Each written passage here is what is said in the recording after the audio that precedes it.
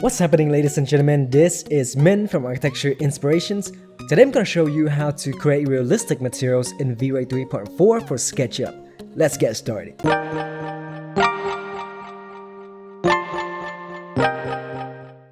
First, go to polygon.com and download some free texture. I'll leave the links in the description box below as well. Now choose a material that you like to use. I think I'll use this wood material, and here I can download the maps. I'll go for the highest resolution possible. Once you've downloaded it, it will come in as a zip file. Just unzip the file and you will get a folder with a set of pictures. You can look at the name of each picture to see what type of map they are. Now go to SketchUp, open up the asset editor, and go to the material tab. Click on this button to add a generic material. If you don't have the advanced options tab open, then click this arrow to open it up. This window will give you more options to customize your material. Let's start by adding a diffuse map. A diffuse map is a map that contains color information. You can add a diffuse map by clicking on this button here.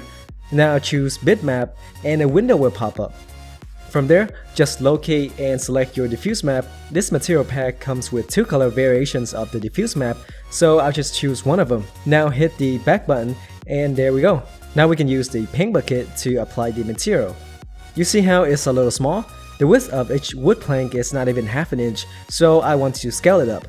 I can go to this material window and on the edit tab, I can increase this number from 10 inches to say 12 feet. There we go. Now I can measure it again and it's around 6 inches. That's better. Now we can test render it. As you can see, it looks decent, but it's kind of flat. To make it more realistic, let's move on to the second step, which is adding a bump map. A bump map is a black and white map that is used to create an illusion of depth on the surface of an object. A normal map is similar to a bump map, but instead of using black and white, it uses RGB values. If you want to learn more about these types of maps, I will leave some useful links in the description box below. Now before I add the bump map, let's turn on the history window by clicking on this button, then click here to enable it. Now you can save this image so we can use it as reference later. Now to add the bump map, you can scroll down to the maps rollout, click on bump and turn it on. Now you can click on this button here and again select bitmap and locate your bump map. Since Polygon's material don't have bump maps, I can just use the normal map. There we go. We don't see a lot of changes here in the preview, but let's do a test render. I will use this region render tool to test render a small area like so. There we go. You can see that it adds some fine details to the rendering. I can also go over here and set this as image A and the other one as image B. Then I can use this slider to compare the two images to see the differences clearer. Here is a closer render. As you can see, the normal map added some fine details to the surface of the wood and make it look a lot more realistic. If you want to take a better look at the bumps of the material, you can turn off the diffuse texture and set the color to a gray color like so. Then let's render it again. Now you can clearly see how the normal map is affecting your render, and I think that's a little bit too much. So I can go to the bump rollout again and change the multiplier from 1 to 0.2. This will reduce the bumps and also reduce the render time. If I think it's not enough texture, then I can increase it to 0.5. And that's the render of only the bump map at 0.5.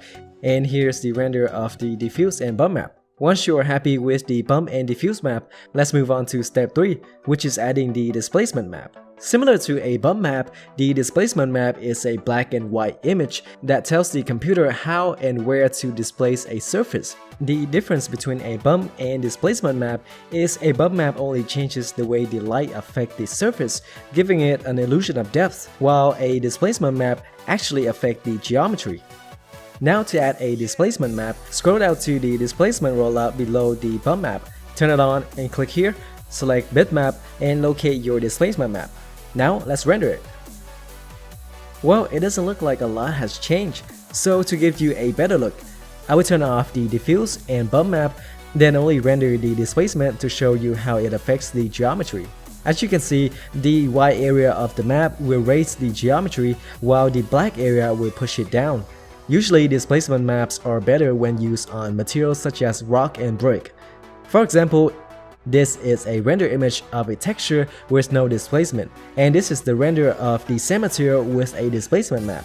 As you can see, displacement map changes the geometry so that it has more depth and thus more realistic. Also, a change of light direction can affect the shadows. This is also true with the bump maps as well. Now on to the last step, adding the reflection or specular map. A reflection is a black and white image that tells the computer where light should or should not be reflected. The darker area means less reflection and the lighter area means more reflection. I will use this model to demonstrate it.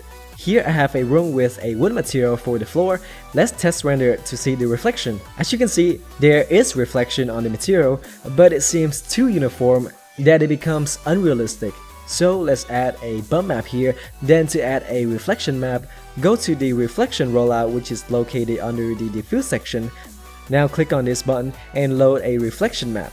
There's not much reflection in the preview, so I can use the slider to increase the reflectivity. Now let's render it. There you go. With the bump and reflection map, it looks way more realistic.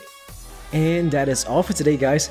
I will leave some useful links below to show you where you can download the materials and also learn more about these types of maps. If you found the video useful, please leave a like, and as always, stay inspired, guys, and I'll see you next time.